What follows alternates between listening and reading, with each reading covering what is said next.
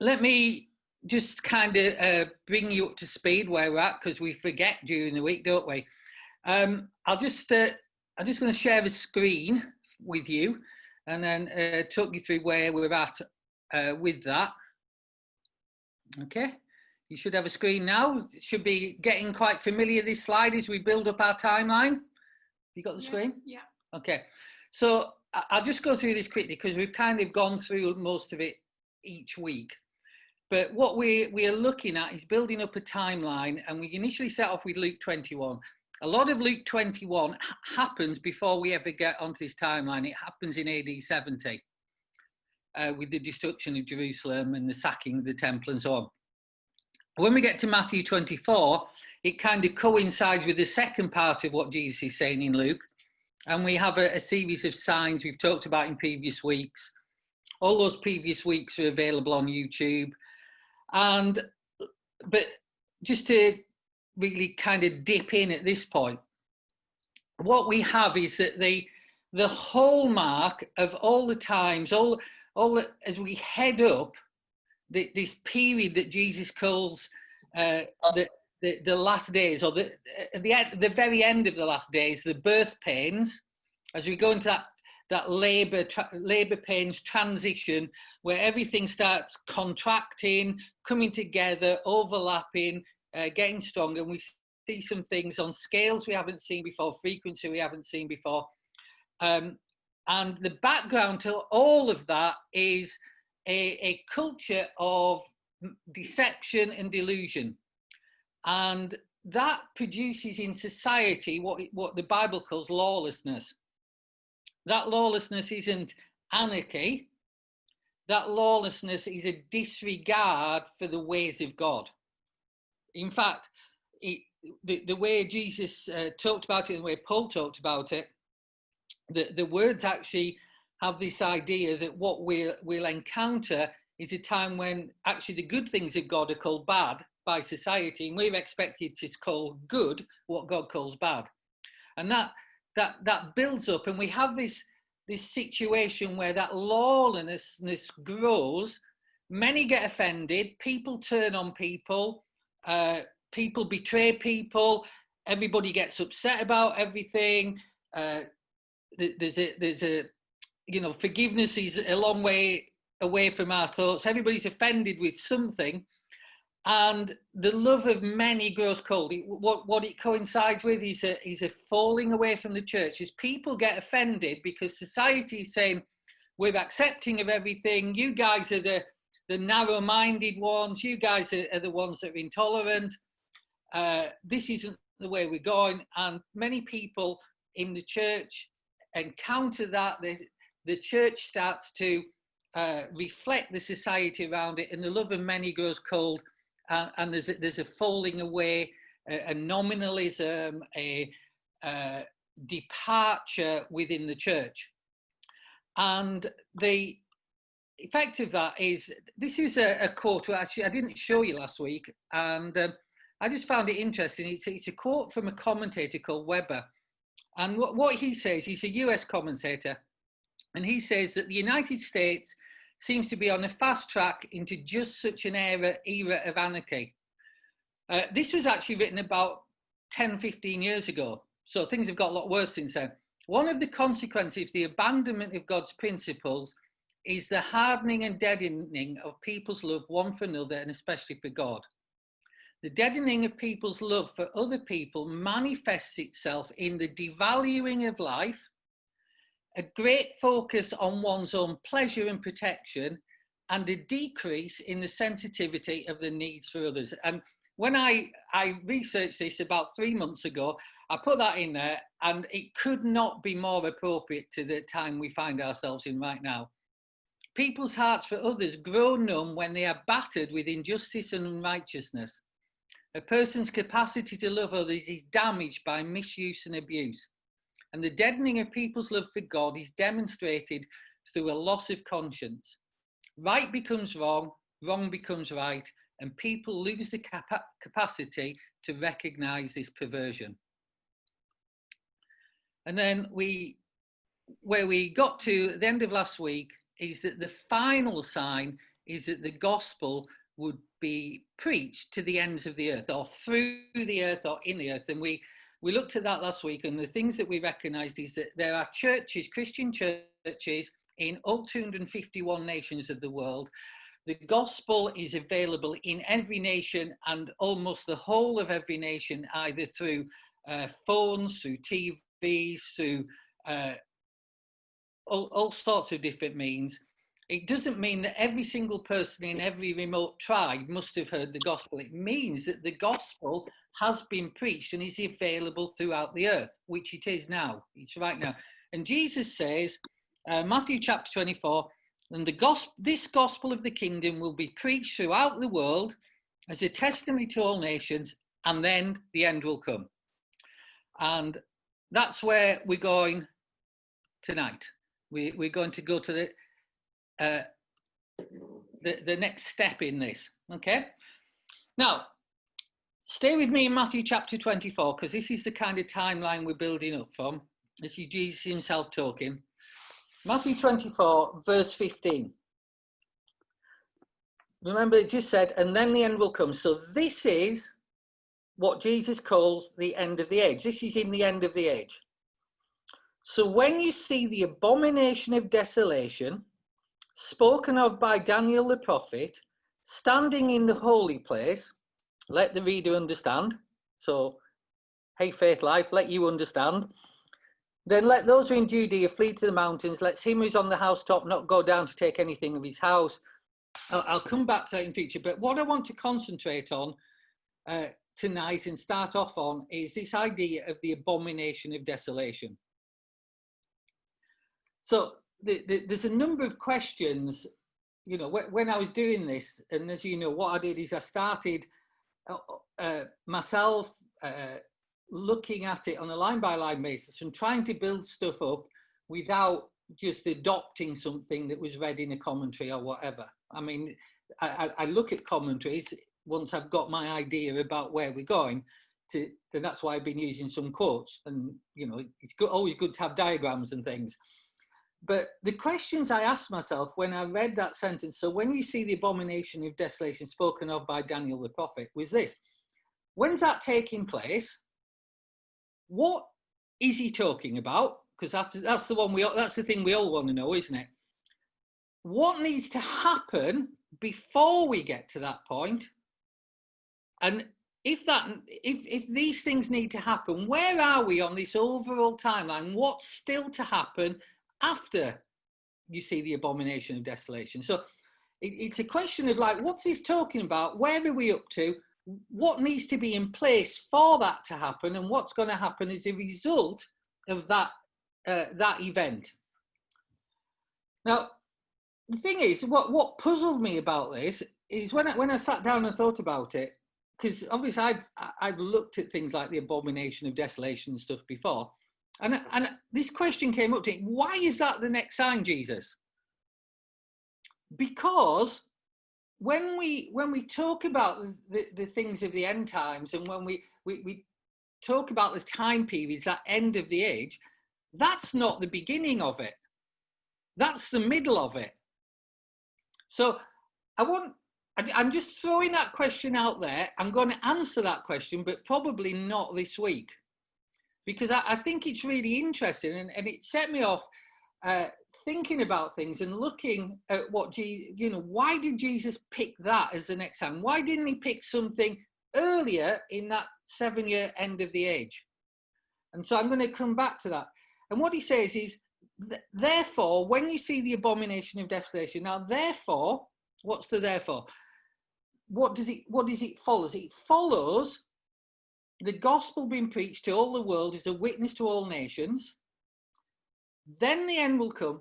Therefore, when you see the abomination of desolation, when you see that, he's saying this is something that is so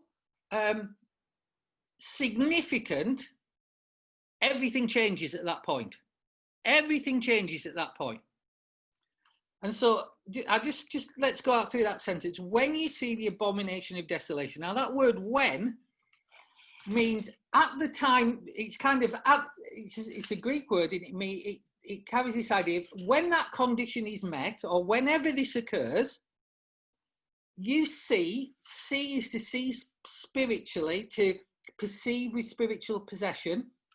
An abomination is what you would expect it to be.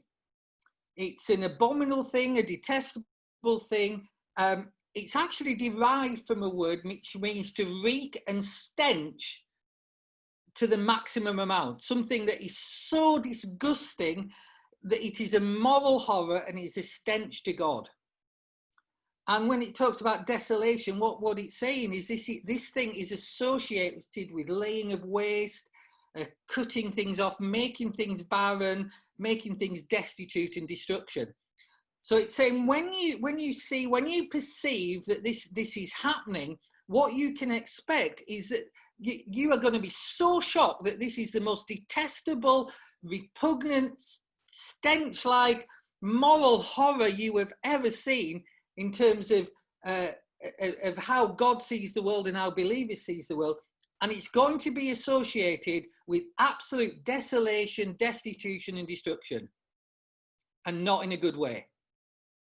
So that's what he's saying there. So the question is, what is it? And I guess Jesus anticipated this question, because the what is it question gets answered in that same verse by him saying, I'll tell you what it is. It's that thing that Daniel talked about. So that was Jesus' definition of what the abomination of desolation was. And he said, well, it's that thing that Daniel talked about. So he was expecting them, his disciples, to be familiar with the prophecies of Daniel. Remember, we've talked about that in earlier sessions, how they missed completely that Jesus was the Messiah riding in into the town, and they weren't ready for him, and they misinterpreted him, and they didn't understand the event. And because of that, because they rejected him, because he wasn't what they wanted, even though he fulfilled all the signs in Daniel, Jesus says, now you have brought upon yourselves all this. This temple's coming down. Do you remember that from the earlier sessions, if you were there? Give me a nod, yeah? And so Jesus is saying, okay, abomination of desolation, let's get back to prophecy 101, guys. You missed the donkey thing, you missed the riding in thing, you didn't get all that. You didn't understand the significance when I said the temple was coming down. Now let's go to Daniel and see what I'm talking about. That's what Jesus is saying. Don't go there yet. That's just what Jesus is saying. And what he says is that when you see it there, then there's something that's going to happen. Great tribulations are going to come on you. So if you just pop down to verse 21 for a moment, it says, for then will be great tribulation, such as has not happened since the beginning of the world until now, no, nor shall ever be. And that sentence there tells you he's not talking about something in AD 70 where the Romans marched into Jerusalem and destroyed the temple.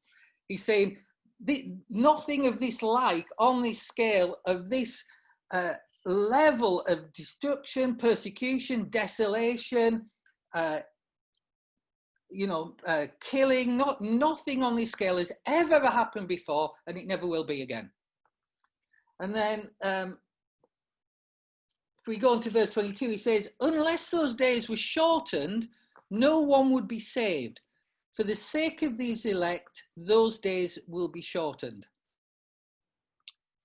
So this great tribulation starting, and this is why one reason why Jesus says the next big thing to watch out for is this abomination of desolation, is something changes so significantly when that happens that we move from a time that is bearable to a time that is unbearable. And that time that is unbearable is called the Great Tribulation. And that word Great Tribulation, that only appears 3 times in the Bible. But when it's referred to, a lot of people think, well, this is a 7-year period. Anybody read the Left Behind books? Yeah, so the Left Behind books take place over a 7-year period. And all the things when we talk about the tribulation and the end times, people have in mind a 7-year period. But what Jesus is talking about here is when things get significantly horrendous, and the level of evil is unrestrained. He calls it the Great Tribulation, and that's actually a 3.5-year period.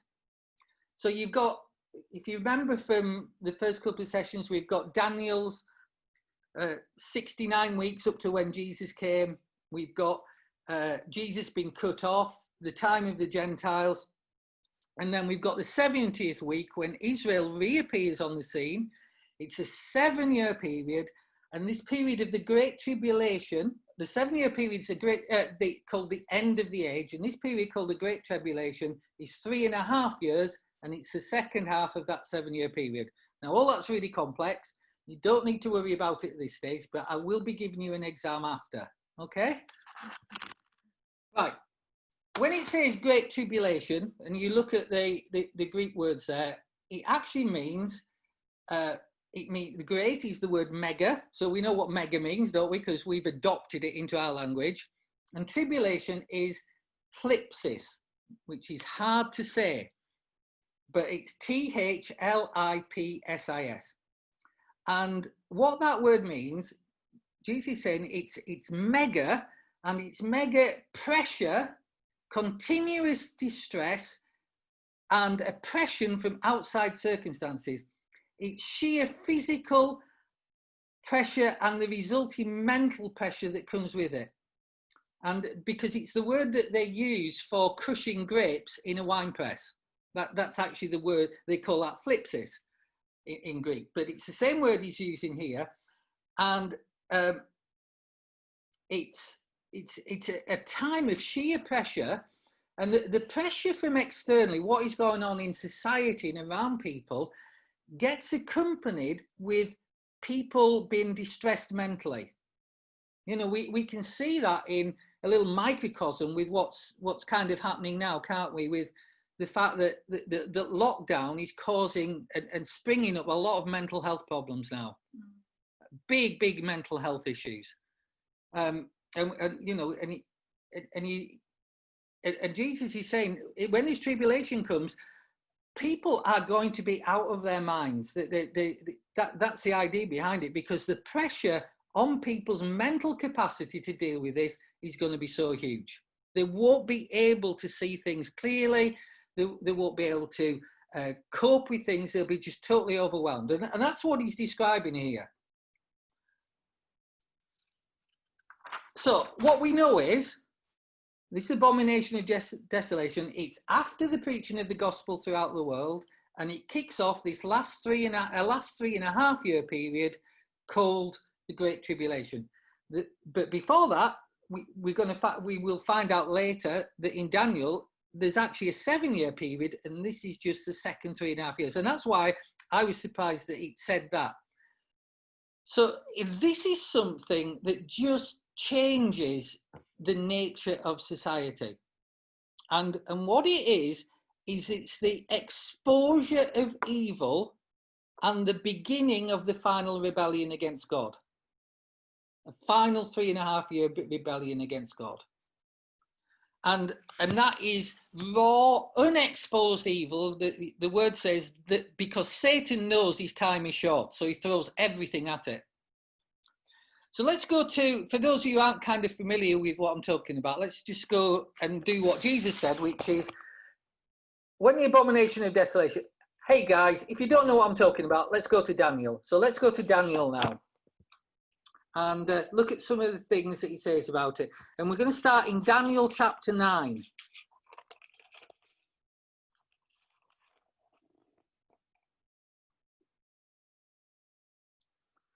And it's verse 27. So this comes after the stuff about the 70 weeks, the 62 weeks, the 7 weeks, the Messiah being cut off. So I'll start in verse 26. After the 62 weeks, Messiah shall be cut off and shall have nothing. And the troops of the prince who shall come shall destroy the city and the sanctuary. The end of it shall come with the flood. And until the end of until the end of the war of desolations is determined. And he will make a firm covenant with many for 1 week. That's the 7 years. This is the Antichrist who comes. He makes a firm covenant with many for 1 week. But in the middle of the week, he shall cause the sacrifices and the offerings to cease. And on the wing of abomination shall come one who makes desolate until the decreed destruction is poured out on the desolator. So again, that's saying that this abomination, it has something to do with the stopping of sacrifices and the stopping of offerings. Go with me to chapter 11, verse 31. By the way, somewhere down the line, we'll come back and we'll go through all the Daniel stuff slowly, because it gives us some perspectives that we don't have. But it's kind of filling out the details rather than helping us with our timeline, trying to assess where we are right now. So Daniel 11:31. His army shall rise up and desecrate the sanctuary fortress. They shall abolish the daily sacrifice and set up the abomination that makes desolate. By flatteries he will corrupt those who act wickedly toward the covenant, but the people who know their God will be strong and take action. So the idea here is that this character, we'll find out later, he's called the Antichrist, or the man of lawlessness. He musters his forces, he goes in, he destroys the sanctuary fortress, and he takes away the daily sacrifices, and he places there an abomination of desolation. And then in chapter 12, verse 11, from the time that the daily sacrifice shall be taken away and the abomination that makes desolate set up, there shall be 1,290 days. Blessed is he who waits and comes to 1,335 days. What he's saying there, don't worry about the 1,335 days. I'll explain that to you at some point. But what he's saying is that from the time the daily sacrifice is taken away and when the abomination is set up, there's 1,290 days. And what that's saying is that's that 3.5 year period. 1,290 days is a 3.5 year period. So from the abomination of desolation to the ending of that period, there's 1,290 days, and that's the Great Tribulation. Just to give you a little bit more info, Jesus only directed them to the book of Daniel, but we've got other stuff that has been written since Jesus was there talking to them that talks about this event. So he couldn't refer them to this because it hadn't been written yet. But the Holy Spirit and possibly Jesus himself taught his disciples this. Go with me to 2 Thessalonians chapter 2, verses 3 to 4.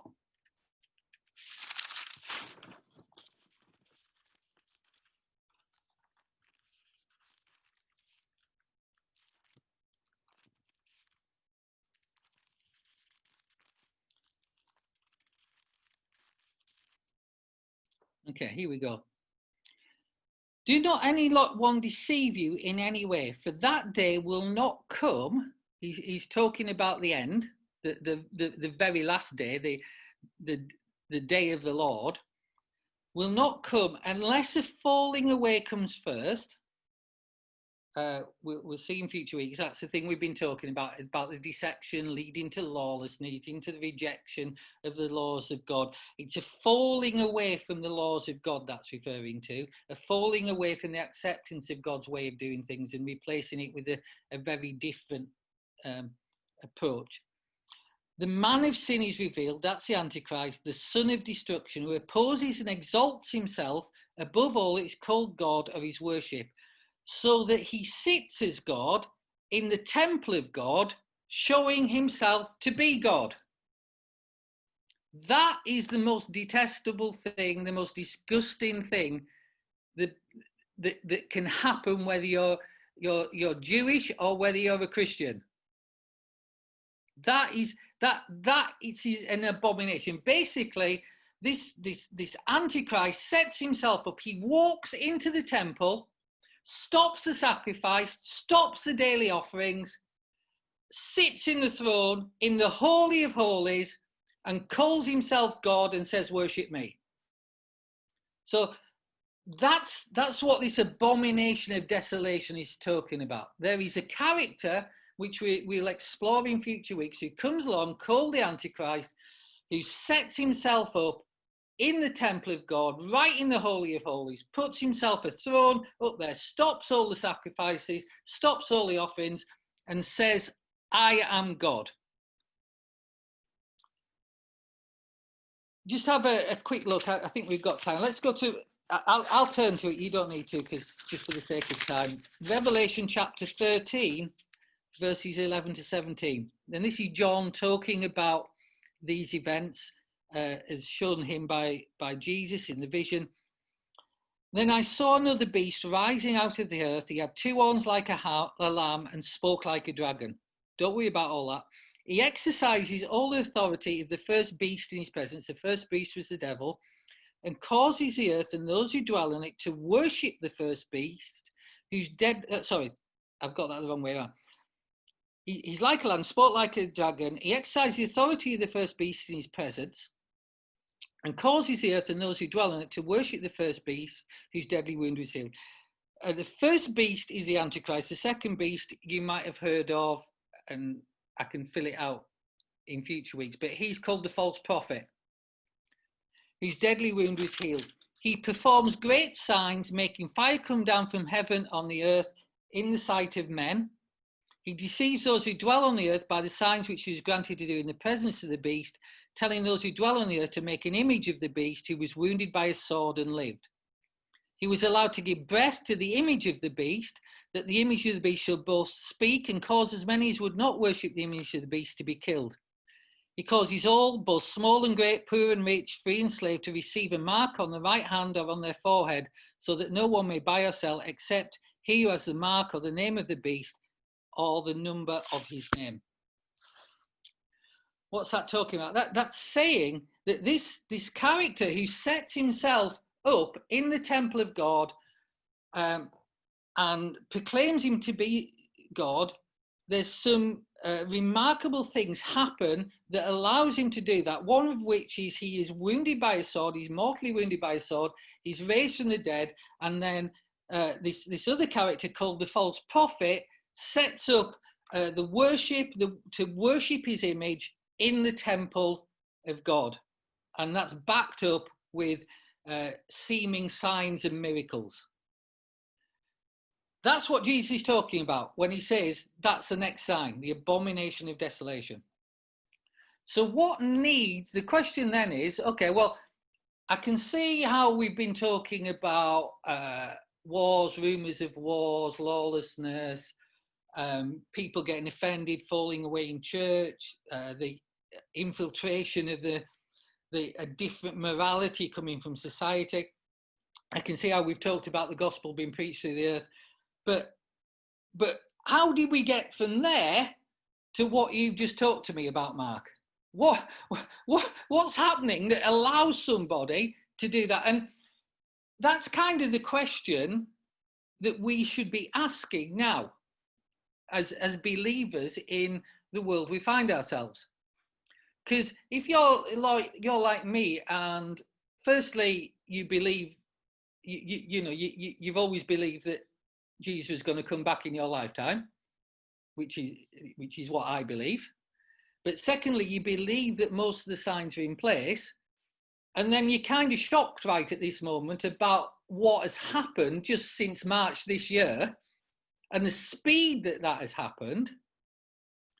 Then you should be saying, so how do we get from where we are now, or something that looks like we are now but a bit worse? How do we get from there to this guy setting himself up in the temple, proclaiming himself to be God, getting raised from the dead, and the miracles happening? How does that all come about? How does that happen? Well, that's kind of what I asked myself. Like, how do we get there? Now, when you read those verses, there's something really important, and people are excited about this and talk about this a lot. So I'm going to show you one of the signs that people talk about and debate about a lot. And then I'm going to try and help us get a bit of background understanding to it to see maybe what it's talking about and how it's possible. Go back, we read that passage from 2 Thessalonians chapter 2. Let's go back there. Give me a wave if you're still with me. Or is this okay? Is this okay in terms of speed? You can watch it again. Obviously, you can watch as many times as you like when Jules sends it out in a couple of days' time. So it's 2 Thessalonians chapter 2, verses 3 and 4. We've already read them. I'll read them again. Do not let anyone deceive you in any way, for that day, that's the day of the Lord, will not come unless a falling away comes first, a falling away from the things of God, and the man of sin is revealed, the son of destruction, who opposes himself above all that is called God or worship, so that he sits as God in the temple of God, showing himself as God. Have you spotted the problem? For that to happen, there has to be a temple. And the temple's not there. So this is the beginning, and people will go, well, okay, so can't happen anytime soon. There's no temple there. Can't see that ever happening. Can't see the Muslims moving out of that area because it's one of their most holy places. Can't see that ever happening, and then they dismiss this stuff. They dismiss the possibility, and they certainly think that it would take decades to get there. Now look at what it says. So he sits as God in the temple of God, showing himself that he is God. So sit, that word sit, is literally to take his seat. The idea being he enthrones himself, he dethrones God to enthrone himself. And it's actually, do you know the word we quote it a lot out of Ephesians, where we say, he's seated as seated as in heavenly places. It's that same thing. He's enthroned as in heavenly places, and so what it requires is him to enthrone himself in the temple, but the temple's not there. So what could this mean? Okay, so I'm on schedule. We've got 19 minutes left. We're going to get there tonight, which is good. I've got a little video to do. So I don't know whether the technology will work. Jules is looking terrified at the thought of me putting a video up. But I tried it and it didn't quite work, but we'll get there. I prayed hard about that one.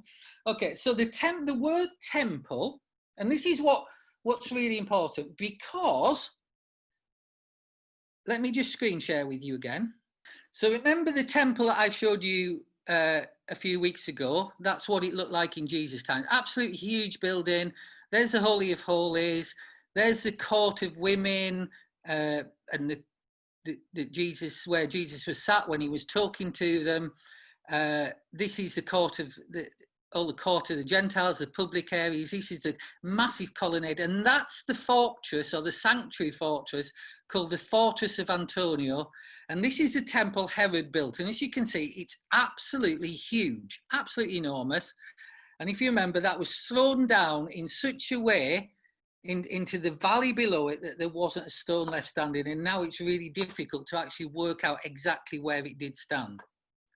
The inner part of it looked like this. So that's that Holy of Holies is there. There's the altar of incense, the holy place, the altar of incense, the veil that was torn in two. And out here is this area called the court of the women, and there's the treasury that Jesus was looking at when we started all this weeks ago. Okay? So just keep in mind the massive scale of that. It's not there, is it? It's not there right now. And that's why people say, well, this is decades away. Now, let's have a look to see if this is possible, because if the Antichrist turned up tomorrow, then we've got 3.5 years till that abomination of desolation. We don't have decades. So we've got a problem, haven't we, that we can see most of the other signs are all starting to come together, but this one's like a long, long way off, if that's what needs to be done. Okay, let me just run you kind of through this. I'm not saying this is definitive, but this is where I got to when I asked those same questions. That word temple that is referred to there, that is the word naos, N-A-O-S. And it talks about it being the temple, sits as God in the temple of God. So it's a definite article. It's not just any old temple. It's not any old temple dedicated to God. It is the temple. It's the temple in a specific place, in the center of Jerusalem. It's the one that Jesus was looking at when he was talking to his disciples in Matthew 24 from the Mount of Olives. It's the one that's straight in front of him. But what do we mean by temple? That word naos, N-A-O-S, means the inner sanctuary of the temple. It doesn't mean that massive building. It means the inner sanctuary. What does that mean? Because the word naos in Greek culture and Greek language, what that word meant is the abode or the dwelling place of the gods. So if a Christian was using that word, he would be referring to it as the abode or the dwelling place of God. The other thing that we can tell from that is that naos is always a literal structure of a building. So when people talk about spiritual temples and all that sort of stuff, it can't possibly be any of those sort of things to try and get you around the problem of where it comes from. Because it's a physical temple. It's the temple, the place that was the dwelling place of God. That's what it's talking about.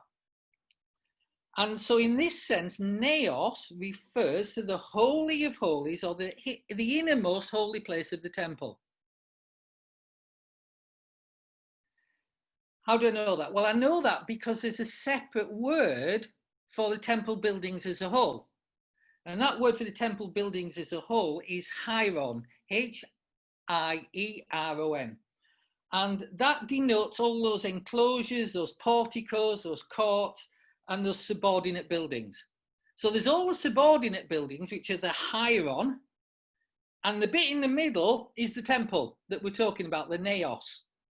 Are you getting the idea? Yeah. So we don't actually, when you look at those words, you don't actually have to rebuild that huge thing that Herod did. You getting this? Yeah. That's really important, because that huge thing that Herod built is a massive building project, because you can't even find the foundations now. So what have we got? Now, here's the thing. That temple that Herod built, and what's called temple, the original Temple Mount, is actually quite a small area.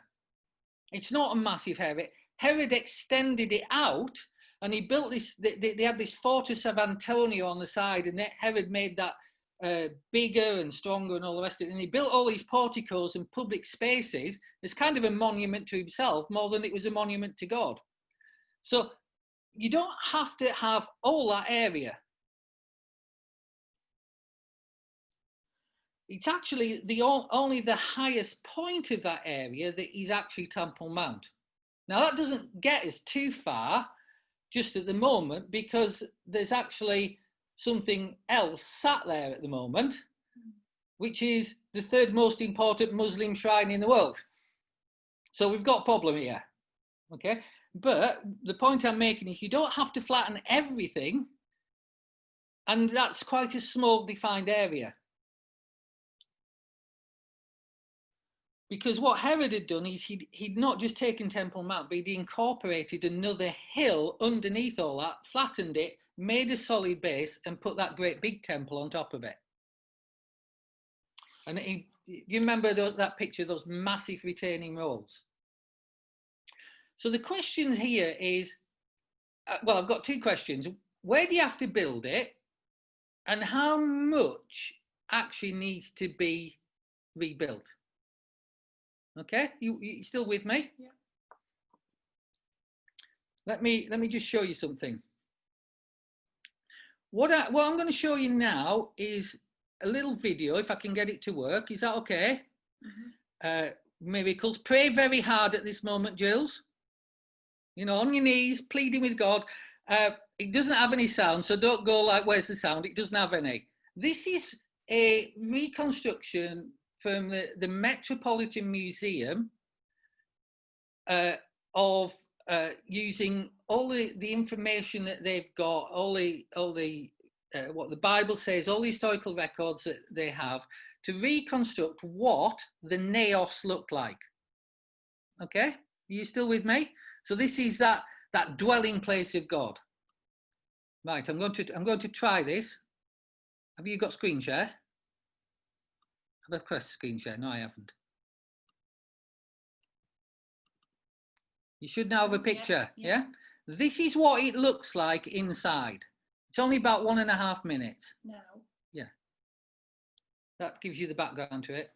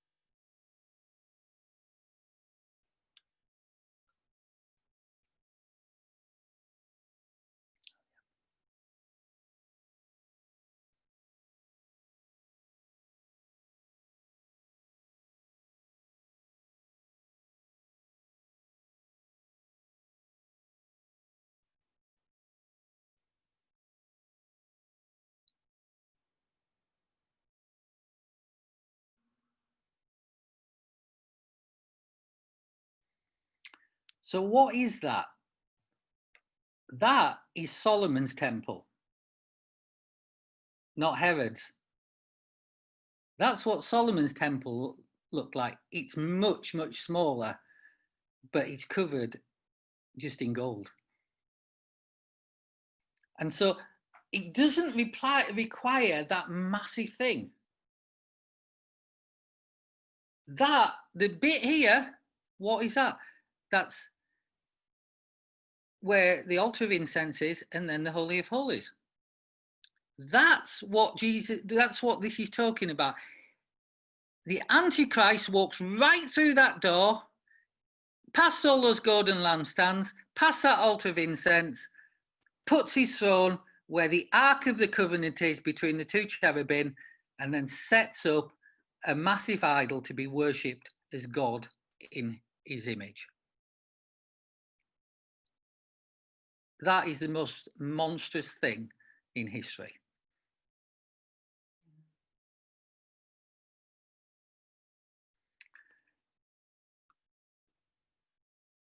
So can you see that is very different from saying I've got to rebuild the whole thing?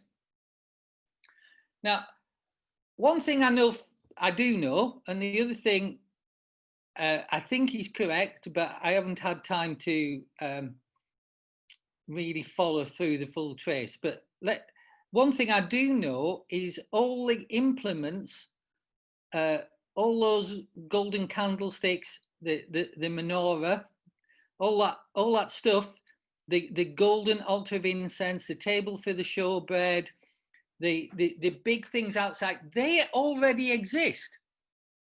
They have been remade as per the original instructions, and they're sat in the Jewish museum, Jewish Temple Museum. They're there ready for the reopening of the temple.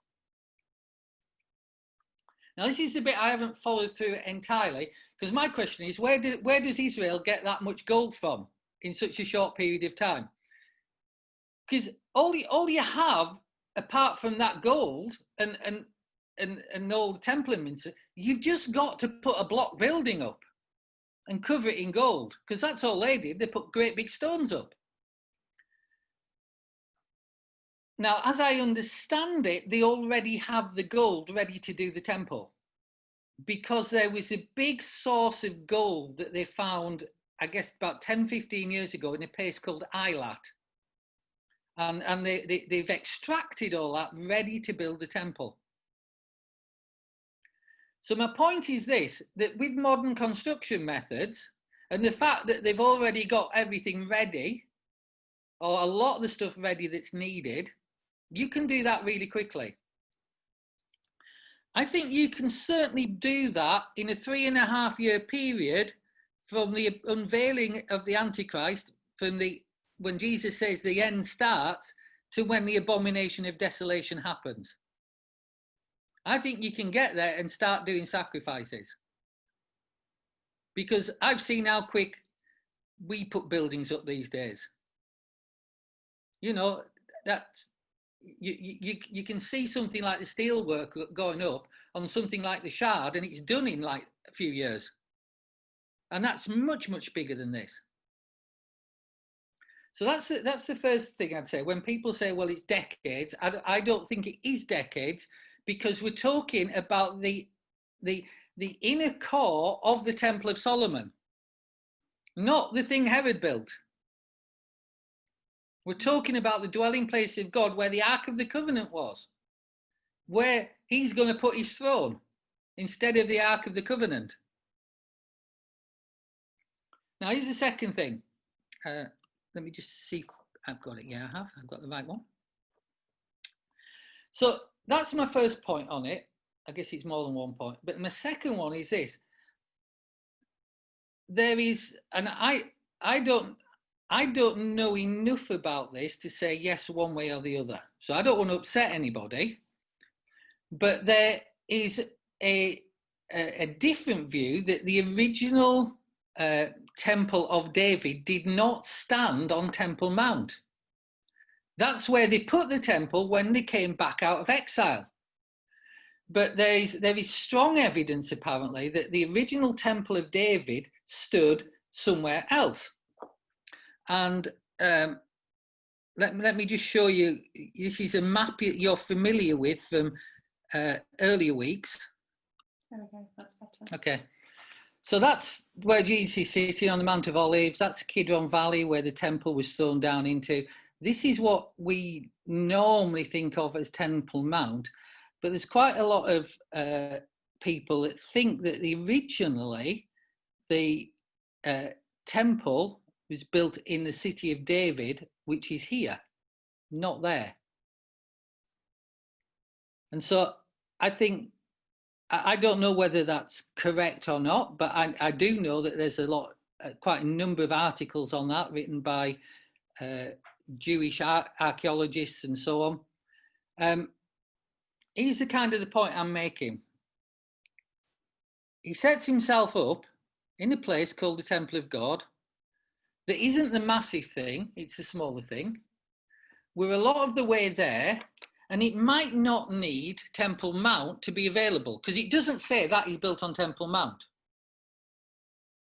So you can see a scenario that even if that's not right, and that wasn't the original place it was, where people might go, okay, we'll accept we can't build on Temple Mount, but we'll have a temple. It's also equally possible, because one of the things we'll discover in future weeks is that this 7-year period, this Israel's final week, when Israel is back on the scene, where the tribulation is the last 3.5 years of it, this happens halfway through. It's also equally possible that, well, it's what the Bible tells us is that 7-year period starts with the signing of the treaty between the Antichrist and Israel, where peace comes to all the nations initially. It's equally possible that a term of the signing of that treaty could be, I'm going to let you rebuild the temple. Mm. Because I'll bring peace, lasting peace between you and the Muslims. And they sign that treaty. So what I'm saying is we can't be close to the possibility that this could happen a lot quicker than the decades people talk about. And we're looking like, oh, well, it can't happen because there's no temple there. Well, if a peace treaty is signed tomorrow, they could have a temple up in 2 years. And we've still got 1.5 years of sacrifices and offerings before the abomination appears. Do you see what I'm saying? Mm. So I don't think this is as big a problem as it sounds, because, you know, there's many devout Jews who have been getting ready for the point where they can rebuild the temple. They've been getting ready for decades. Yeah. Kind of just about out of time, so I'm gonna stop there rather than go on to something else. So the first thing that needs to happen for the abomination of desolation to stand where it ought not is something's got to happen before it, which is the temple's got to be built. So somewhere between the gospel being preached out all the earth, the falling away, the lawlessness, all the time that we've been talking about the last few weeks, and that event happening, there's a blank space of an unknown time period, which could be long, it could be short. And that's why you can't say when Jesus is coming back, because nowhere can you work out how long that time period is. But what I'm saying to you is, if we're shocked how quickly things have happened this year and how quickly all the world economy has been destroyed, people dying in every nation, lockdown, church closures across the world, you know, mosque closures across the world, every religion being closed down across the world, and then social unrest and violence and nation rising against nation, group against group, ideology against ideology, it's all coming. And if we're shocked how quickly that happened, then I don't think we should be shocked if we can go really quickly to the next stage. But you can't, even if you feel we're somewhere in there, you can't say for definite exactly where. And because there's this gap that, you know, there's things that need to happen, and we don't at this stage know how long they'll take. But they can be happening when everything's gone up the spout. You could be in the end of the age. You could be in those last 7 years when those things are happening. Okay, is that helpful to you? Do you think we've made some progress tonight?